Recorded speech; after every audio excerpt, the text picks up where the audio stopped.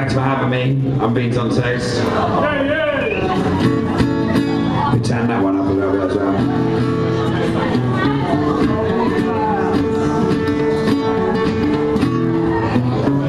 Sounds good. Okay, so we're going to sing a song for the underdog. This song's about Prince Harry. Sometimes even the underdog can be a dickhead. I'll get a little bit more guitar if I could, please, my man.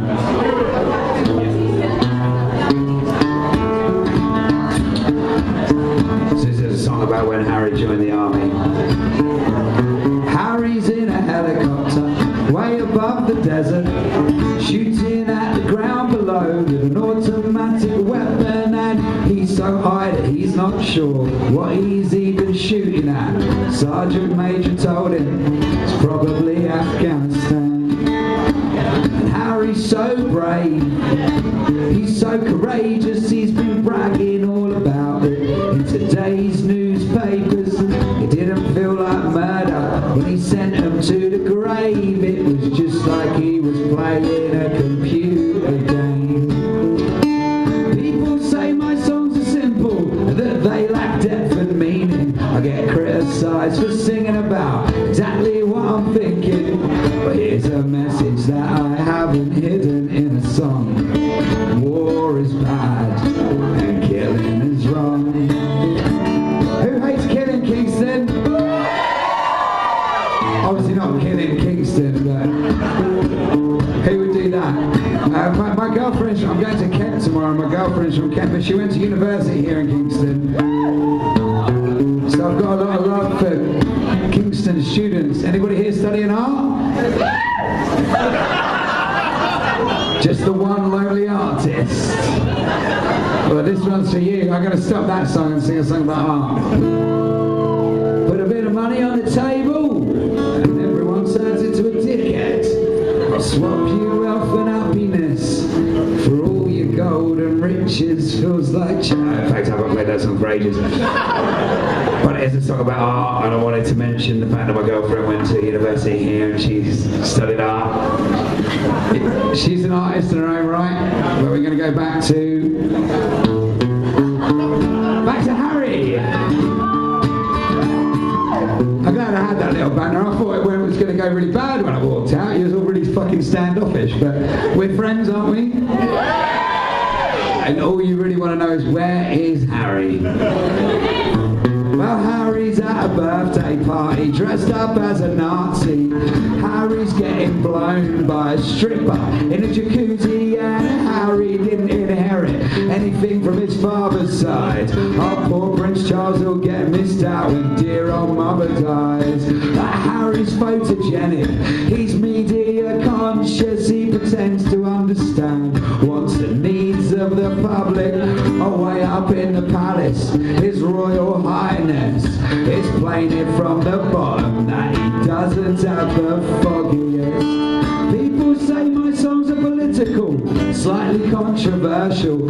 I don't do it on purpose, I just say what I want to. I just wish that everyone was equal and free, and I can't see the point of the monarchy. And it's a relatively new song, but it's also from this week. It's relatively old, because the last verse was about Prince Harry blowing up the hospital when the baby was being born. But now the baby's born, I don't really know what to say. And the whole thing about that is that, you know, everybody wants to talk about not talking about the fucking thing, and it's worse than actually talking about the fucking thing. So I promise I'll rewrite a song about it. But I'm just going to change the subject completely, and I'm going to sing a song about, I don't know, some of the stuff that's good. I'm going to have a think. If you want to clap the end of that song, I'll have a think.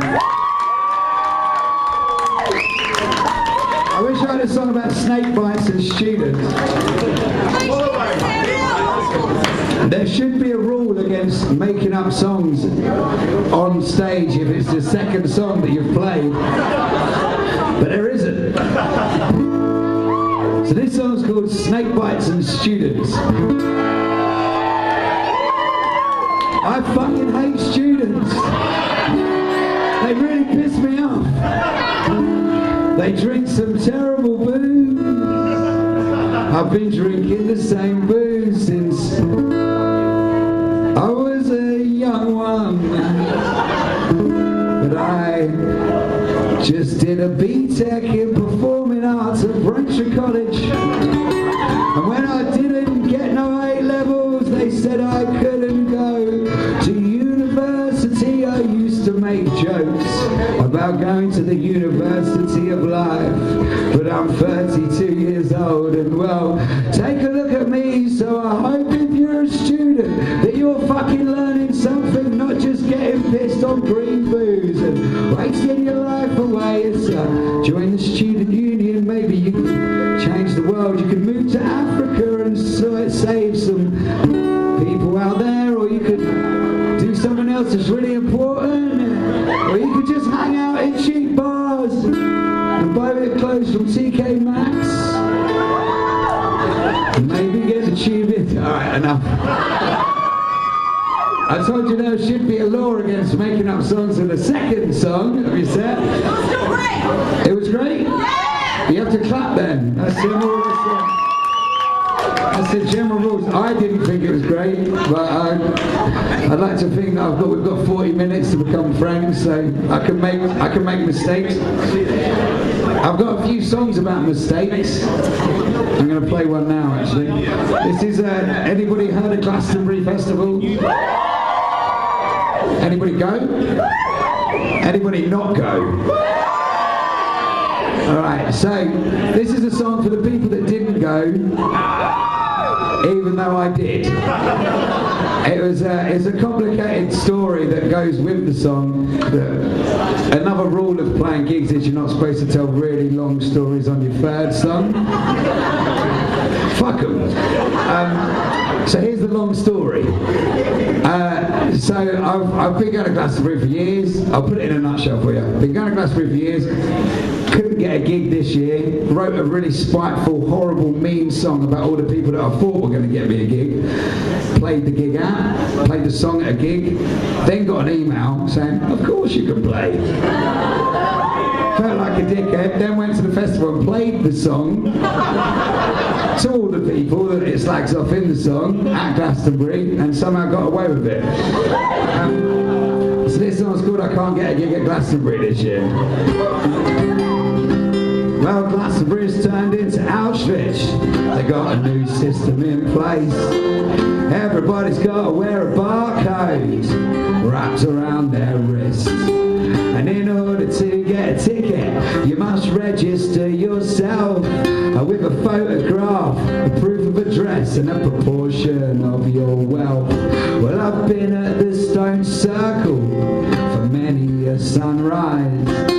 I watched it light up the pyramid, the green fields and Block 9. I remember when Shangri-La was still called Las Vegas, and admiring Banksy's artwork years before he was famous. So I'm biting the hand that feeds me, and I'm turning my back on my friends. I'm just bitter and angry because they won't let me in. Well, I asked everyone, and I got no reply. Everyone just keeps on saying that this year is really tight. I don't know why I can't get a gig at Glastonbury this year, but it breaks my heart to tell you, you won't find me there. First year I went to Pilton, I was 16 years old. I hitchhiked there all by myself, I did the festival alone. The experience changed my life and I never looked back. I've been to everyone since, I feel the elastic band. First year I bought a ticket, the second I jumped a fence. The third I picked up litter, and the fourth I painted bins. The fifth year I played my first gig at the Banyan Tree Cafe. The sixth year I got in for free when they asked me to play. So I'm biting the hand that feeds me, and I'm turning my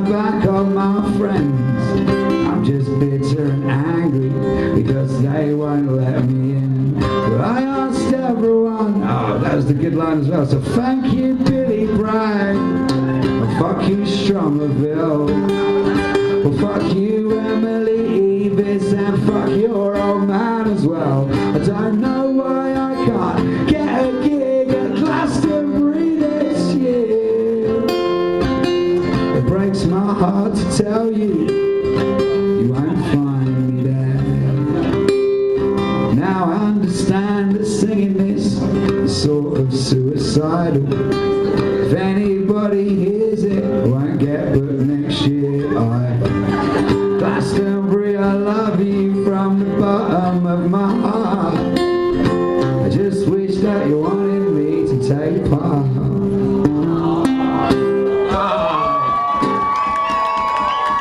Thank you very much. Because there's the nice people here as well. I understand my role here. It's supposed to be a party set, so I shouldn't have rolled out such an emotional tune. Let's do a party set. Let's do a sing-along. You guys know what oil is? Let's do another rule that you're not supposed to do when you play live gigs is you're not supposed to do 3 sing-along songs in a row. But you don't know how easy my sing-along songs are. For this song, all you have to do is shout oil. You do that? Most people would have shouted oil rather than just saying yes. Can you do that? So just do that every time I stop playing the guitar.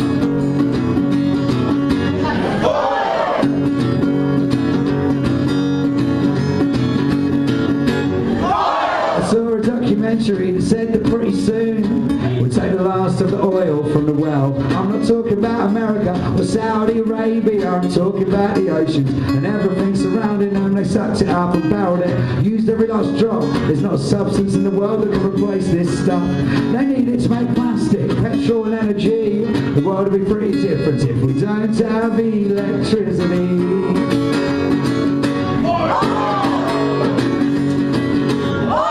The planes won't be able to fly. There'll be nothing to put in the car that you drive. You won't be able to use your mobile phone. Not that there'd be anyone to call.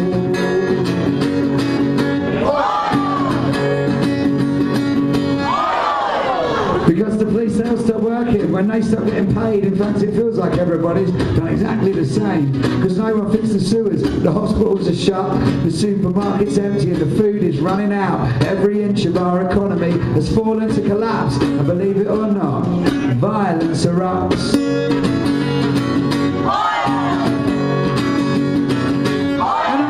Strongest will survive, and most of the world's population will die. Maybe, baby, right now we've got more than we need. Pretty soon we won't have anything at all.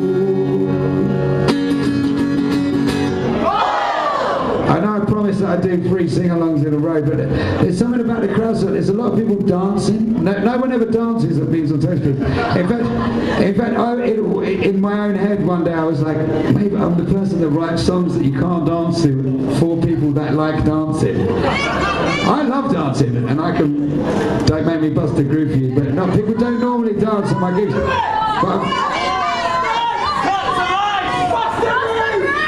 Look, I'm definitely not going to do it the first half of the set. We can work that shit out. But I could sing songs about dancing. I played this song for ages. I used to go to a lot of old raves. It's also called The Day That Dance Music Died. I was there on the day that dance music died. I got down on my knees. I cried and I cried. For all that I want is a pill in my mouth, a repetitive beat, and a bass line to bounce. I was there on the day that techno gave in and the gypsies and squatters gave up ketamine, put down their sound systems and give them away to a noise that their children had started to make. But how do the dead ones dance? Tell me this, I give you all a chance. I keep on dancing in the pouring rain. Just put that techno music on again. What music are they going to play at the club night afterwards? Tetris. How does the Tetris theme tune go? That's not. What have I got? What's that? Inspector Gadget. I'm pretty sure that was written by like a very famous composer, and it wasn't Inspector Gadget, but that's.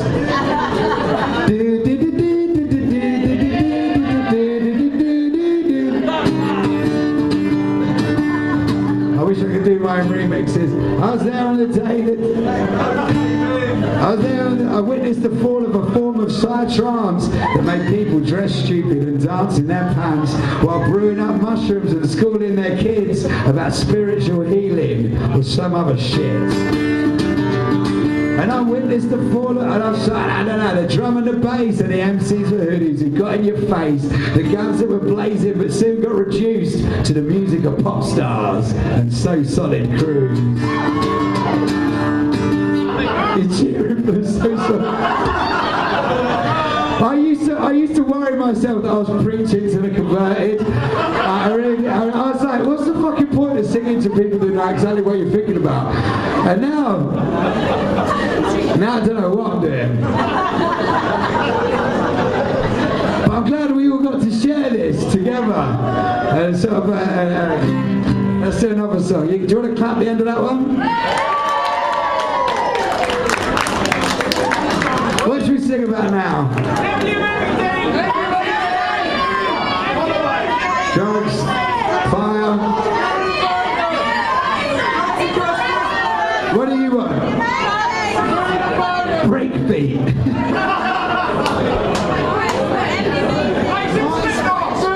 know, it's so old.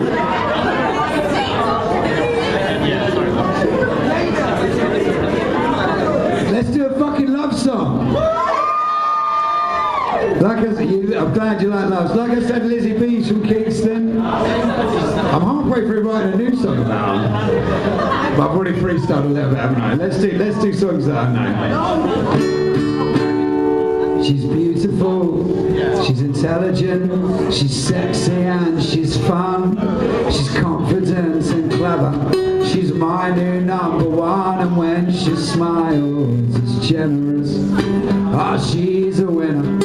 She's always up for dancing. She likes drinking tequila.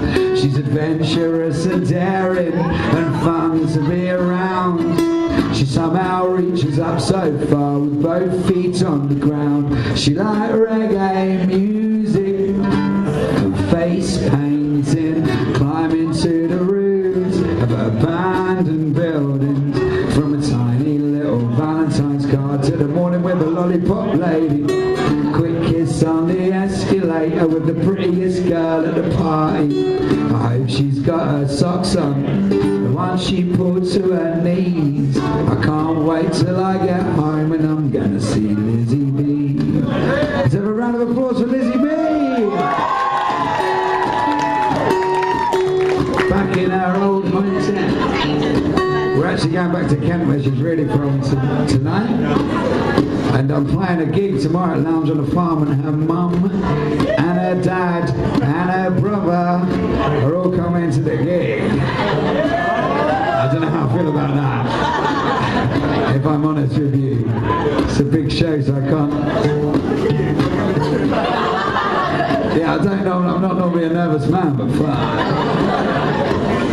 Her mum's seen me before, and that's cool. Oh well. That's my problem, not yours, isn't it? She got my favourite CD as a present for me before it even came out. We had pork chops for dinner.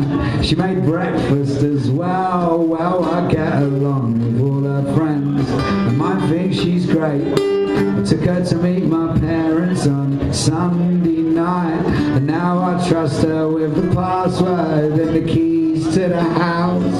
The home is where the heart is and nobody else. And she like reggae music and face painting, climbing to the roofs of abandoned buildings, from a tiny little Valentine's card to the morning with a lollipop lady.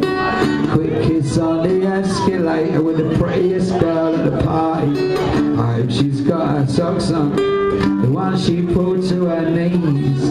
I can't wait till I get home and I'm gonna see Lizzie B.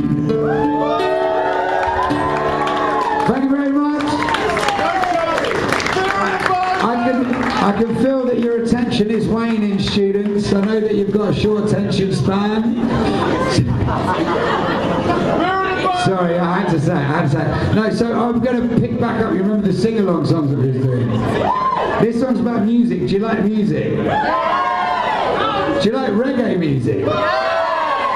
More than you like all other types of music? Or? That's what it sounded like. But, so here's the deal. I'll sing a song that's got slow verses and pretty upbeat choruses for a man with a guitar. And then the sing-along line is, I don't think I mentioned reggae, and you all say, I fucking love it. And if I believe that you love reggae, then I will play you my reggae song. And if I believe that you really love it, I'll sing it in a reggae voice. But don't forget, you have to earn it. This song's called Old Grunge. I used to play in a grunge band when I was 17. I had a Fender Mustang and a pair of ripped up jeans. We used to play the Army and Navy. We did shitloads of gigs. We got a bit of a following back in sunny old Essex. Sorry to stop the song. The pill in Kingston, that used to be called the Orange a long time ago. No? My band, the band that I'm singing about in this song, we did a gig somewhere and I thought, man, it might have been. It's not there, so I've got no other Kingston things, but obviously if I sing in a reggae accent, we can pretend we're in Jamaica. You like that joke? Lizzie hates that joke. Right. Anyway, can we rewind? Because I don't know where I was. I used to play grunge when I was 17. I was playing the Army and Navy with this show. He was funny back in sunny old Essex. Well, it wasn't quite Seattle, but we thought that it was cool. And I had a fucking great time throwing my guitar against the wall. Yeah, I love Nirvana. In 1995, it'd been about a year or so since Kurt Cobain had died. But history repeats itself and fashion turns around. And they've invented a genre called new grunge now. After new metal, new rave, and even new folk, you can pigeonhole the music, but the music never stops. You got jazz, soul, ska, punk, classical guitar. You got hip-hop, electro, drum and bass, bluegrass and avant-garde. If there's someone there to sing along, there'll be someone else to hum it. I don't think I mentioned reggae yet. After listening to Nirvana, I started listening to rap. I used to love Snoop Doggy Dogg and the Wu-Tang Clan. I think the first time I heard techno, I was into my late teens. I was at some rave in Luton on a really banging E. And I'd dance all night to the music. And then I would go home. I'd lay in bed the next day and listen to the Counting Crows. My mum raised me on the Beatles. She said Paul McCartney was God. So I learned pretty early on the importance of a song. But history repeats itself and fashion turns around. Just look at Paul McCartney now. Well, you got a rock and pop, rock and roll, rockin' rockabilly. You got Detroit house and acid house, Britpop and indie. If there's someone there to sing along, there'll be someone else to hum it. I don't think I mentioned reggae yet. Yes, you do, Kingston. Let's all pretend we're in Jamaica for a second. So I'm going to sing this song in a very put-on yet slightly authentic reggae voice. This song, like many of the greatest reggae songs, is inspired by Ally McBeal. In Ally McBeal, they use theme tunes to get over problems that they have in their lives. One of the problems that I have in my life is that I take too much cocaine. So I wrote a theme tune to stop me taking it. It's called Charlie. No, Charlie, no, no, no. No, Charlie, no. No, Charlie, no, no, no. No, Charlie, no. Well, I'm not gonna take any more Charlie.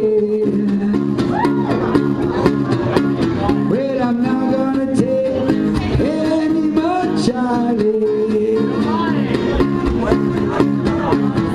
I'm gonna eat salad, I'm gonna eat fruits, I'm gonna eat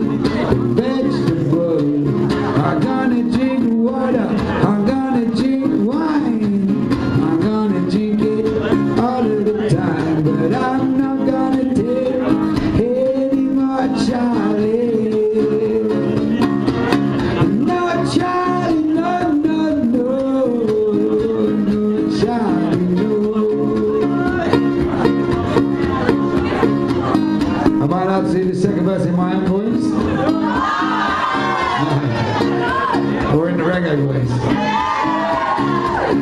Since we're in Kingston after all.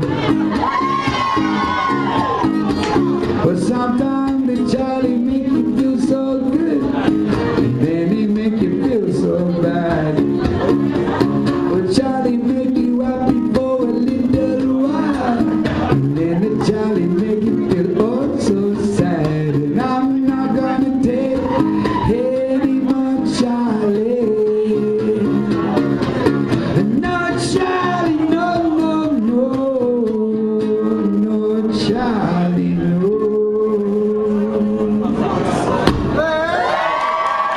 Yeah!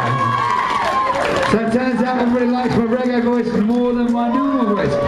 That's something I've been learning frequently. So there you're all standing thinking, what the fuck is he gonna, how's he gonna follow up his reggae tune? Well, I've got a rap. But I'm gonna need a beatboxer. Maybe Will Varney can beatbox. Can he? He can probably whimper out as well. Come on, Will Varney, give it a try. Any chance we can turn this mic on? Yeah, that's quick.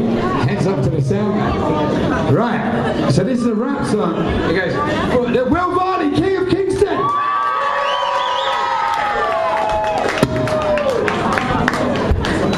Will Varney's actually from Kingston, and he didn't even tell me that Nip of the dog is buried underneath Lloyd's Bank. Did you know that? Of course you fucking did. Is that because you're big fans of Lloyd's Bank or big fans of HMV? Neither. Big fans of dogs? Who likes dogs? You like dogs? Right. Boom, boom, cha, boom, boom, cha. This song's about picking up rubbish. Yeah.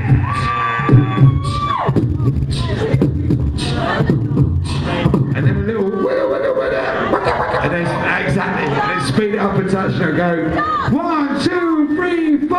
Remember when Michael Jackson died? It was Glastonbury 2009. In fact, it was only last weekend, but this is now. That was then. It's time for the song to carry on. It's got nothing to do with the king of pop, nothing to do with a girl called Sky. It's just a party and a field. I saw a pikey spitting hip hop underneath a tree by a sound system powered by a car battery.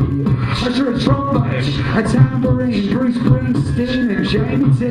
2009 at Glastonbury.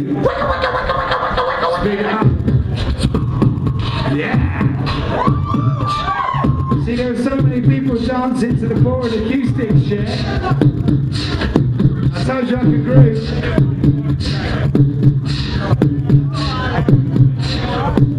I remember asking Alice to marry me. It was last year after Secret Garden Party. I remember it like it was last weekend, but this is now. I was there. It's time for this song to carry on. It's got nothing to do with the losing love. In fact, it's quite the opposite. So what say we get on with it? I saw all these people everywhere. Not one of them was fighting. I did a shitload of laughing gas and drank a bottle of white lightning. I had a fantastic weekend where the wild things were. They burnt this fucking massive boat. The secret sound for sure. Break it down.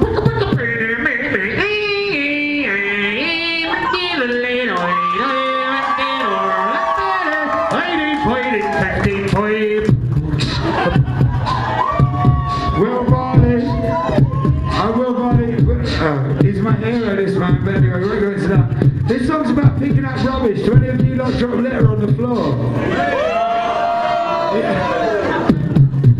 I do, sometimes I flip, sometimes I drop things out of car windows, but I wish I didn't. I think we've all dropped rubbish in the past, but it doesn't mean we have to in the future, yeah? If you look after the little things, the big things look after themselves. That's what all the ladies say.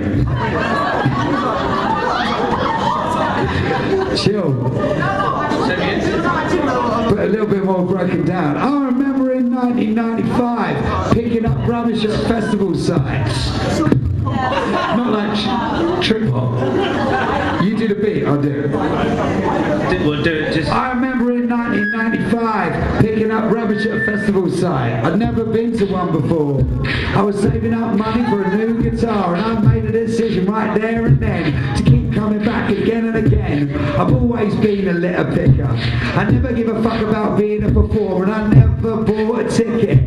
I never missed the Glastonbury. I played twice at a Reggae festival, 8 times at Secret Garden Party. I keep on picking up rubbish and telling people off because the story of the litter picker is fucking hilarious. Yeah! Ladies and gentlemen, Will Barley! Thank you very much.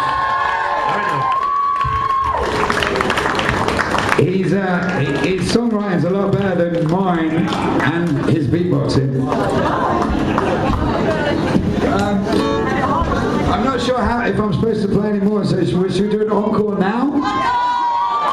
Thank you very much, having bees on toast.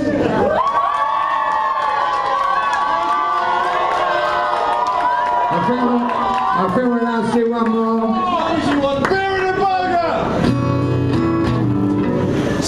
So that was a kind of festival tune. I'm going to keep it. This is the first gig inside that I've played for months. And I've got we're staying for the weekend on this side of the fence. We're coming for a festival. We paid our ticket price. We're gonna paint our faces. We've got fires to burn. We've got a million friends to meet and a million things to learn. We'll come to sing and dance. We're gonna clap and cheer. Some of us on ketamine, some just drinking beer. We've got our silly clothes on. We've got our funny hats. It's better than the real world. That's a fucking fact. And I don't care if the toilet stinks. Come rain or shine, I'll deal with it. I bought a pair of wellies anyway. And when I wake in the morning to a sea of tents, I'm glad I'm this side of the fence. I wouldn't have it any other way. We come to light a firework and do just what we feel. I'll meet you in the dance tent, off your face on pills. We come to play the bongo and learn the didgeridoo. We come to do whatever the fuck we want to do. And I don't care if the toilet stinks. Come rain or shine, I'll deal with it. I bought a pair of wellies anyway. And when I wake in the morning to a sea of tents, I'm glad on this side of the fence. I wouldn't have it any other way. Normally when we're at festivals I get everybody really passionate and we all sing I wouldn't have it any other way together. Is there an effect on this? But do you want to... You're the effect. I was talking to the sound guy. That was technical talk. Oh shit, I spooned it. I was going to suggest that we all go I wouldn't have it any other. But he goes so I really spooned it. Anybody want to go to a festival this weekend? Seriously? Because I'm going to 3 and I got guest lists to all of them. But everybody normally gives me shit. They're like, oh, you got it really easy, you get to fucking go wherever we can. And it's like, I used to fucking pick up litter, these bastards. Like, it's really easy if you want to go. If anybody wants to go, I've got 2 free tickets to Kendall Calling. Don't just cheer like you're on top of the pops. Kendall Calling is in Kendall in the Lake District. Yeah? And you have to get there yourself. If you want 2 tickets, I'll give them to you. 150 quid each. No, that's a serious offer. They're going. I've got them on me. You can have them. That didn't go down as well as I thought it did. It was going. Should we come towards the end? What should we do? Beer and a burger. This song's about pubs closing down. Hopefully you'll let me play another one afterwards because this would be a rubbish song to end on. Just saying. There's a big group of lads at the bar. They got Ralph Lauren shirts on. Should we not do it? Yeah, let's stick to the hits, man. It's the end of the song. This is my most popular song I've ever written. find it so boring that I've managed to work out how to play it really fast. I met a pretty girl at a festival with a bag of MDMA. We both took a great big dab and went to greet the day. Now I warn you that this shit tastes foul when you put it in your gob. Try to swallow all of it, knock your fucking socks off. The two of us were wired, the festival's in flow. We wandered round and watched some bands, smiling as we go. As the day turns into nighttime, fires being lit. We dance to an unknown DJ and sneak a little kiss. Well, being drunk can make a girl seem prettier than she is. I'm not the only one who's made mistakes when I was pissed and trying to work out right from wrong when ecstasy is tough. It's MDM amazing and I feel like I'm in love.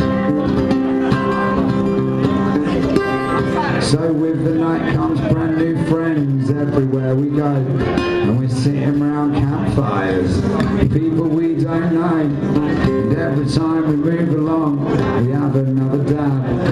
I'm gurning my face off, I'm really, really glad. We're cuddling and kissing, we're talking like a team, dancing so intensely for life and love and dreams. As the moon watches the sunrise, it opens up the day. We just open up the wrap, more MDMA. Well, being drunk can make a girl seem prettier than she is. I'm not the only one who's made mistakes when I was pissed and trying to work out right from wrong when ecstasy is tough. It's MDM amazing and I feel like I'm in love. Have we got time? How long have we actually got? No one knows. 2 or 3, I think we've got time. So we'll fuck off this song. I'll play the sequel. That song, like I said, is my most popular one. I don't know why.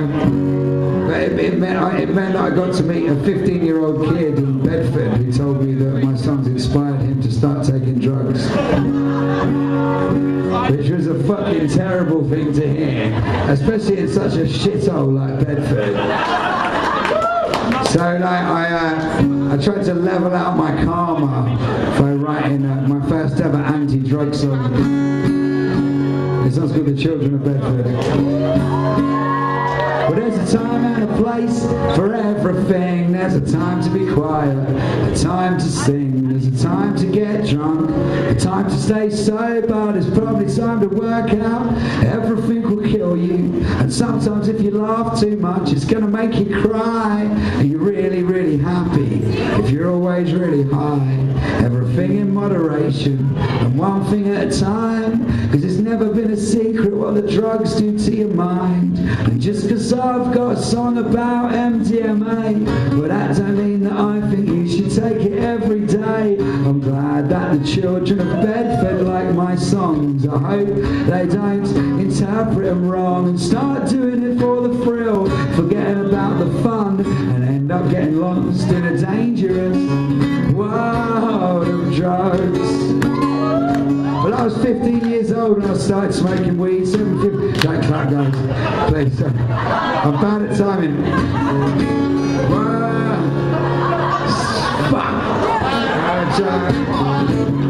Well, I was 15 years old when I started smoking weed. Well, don't be like that. I was 15 years old when I started smoking weed, 750 for a sink of ash from Andrew Chinnery. We'd all go down the steps out the park where I learned to skin up. And then I started building lungs of pipes at lunchtime at school using plastic bottles and carry bags and squares of tin foil. I used to love the way it made me think. See, now I haven't got the right pace. Shit. Yeah, hang on. In a dangerous world of drugs. Well, I was 15 years old when I started smoking weed, 750 for a team for patch from Andrew Chinnery. We'd all go down the steps out of the park That's where I learned to skin up. And then I started building lunch pots at lunchtime at school, using plastic bottles and carry bags and squares of tinfoil. Used to love the way it made me think and feel and giggle. I never felt no peer pressure, I did it because I wanted to. And soft drugs lead to hard drugs, I guess that might be true, because a year or so later, I was on speed too. We'd go to Craig's brother's house every Friday night, chipping for a gram and talking till the sunrise. I never forget the taste of my first D. It was plain and fucking simple, why they called it ecstasy. A nimble in the bud and a tingle in the spine, the feeling of euphoria, it happened every time. But just because I've got a song about MDMA, that don't mean that I think you should take it every day. I'm glad children of Bedford like my songs. I hope they don't interpret them wrong. Start doing it for the thrill, forgetting about the fun and not getting lost in a dangerous world of drugs. So then the days turn into months and the seasons start to change, and I'm squeezed into the toilet for a line of cocaine. A quick reaction of blind confidence. It's addictive and expensive, but I couldn't give a toss. I was wonky off the ketamine, confused by the acid. The moral of the story though is know when to crack it, know what you can handle, know when you should stop, and don't take folk singers as role models. Thank you very much, guys. It's been great. I have actually got one more song. I've got no idea what that song's going to be. But yeah, no, it's been fun, isn't it? What about new slang? Kingston. Don't they do well? Don't they? There's a lot of sort of small satellite towns. I don't know if you've ever been to Stevenage, but Stevenage is another satellite town. In fact, so's Bedford. And they're fucking dreadful just because they don't have a record shop. And maybe a university. But let's not get down to the fucking nitty gritty about England. Fuck Stevenage. No.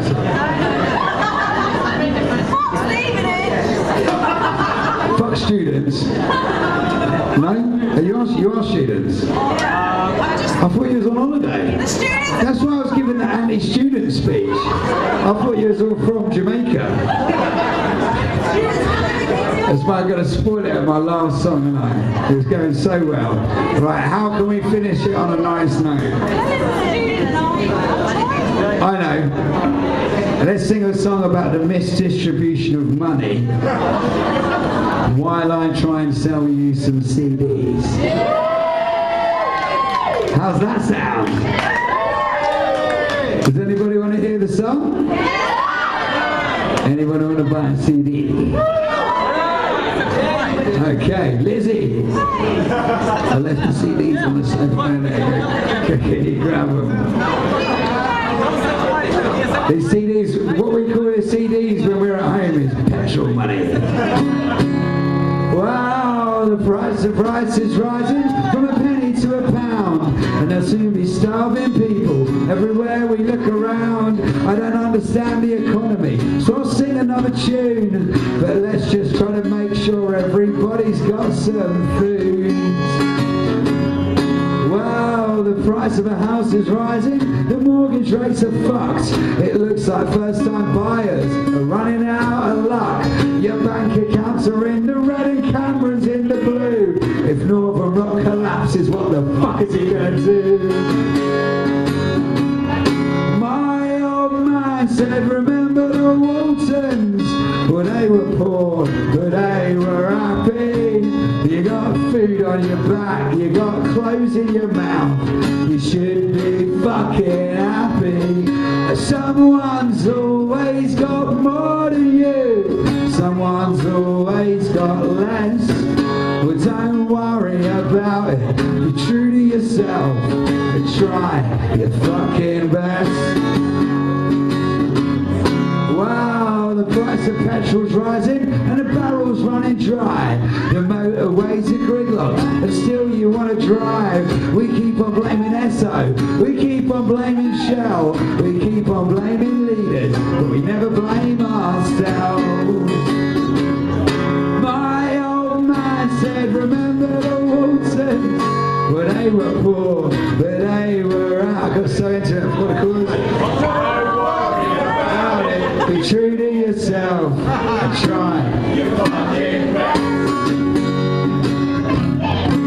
Wow, the price of life is precious and you only get one one chance. So let the chips fall where they lie. Try to have a laugh. Don't take yourself so seriously. If you wanted to change the world, start treating everybody how you'd like to be treated yourself.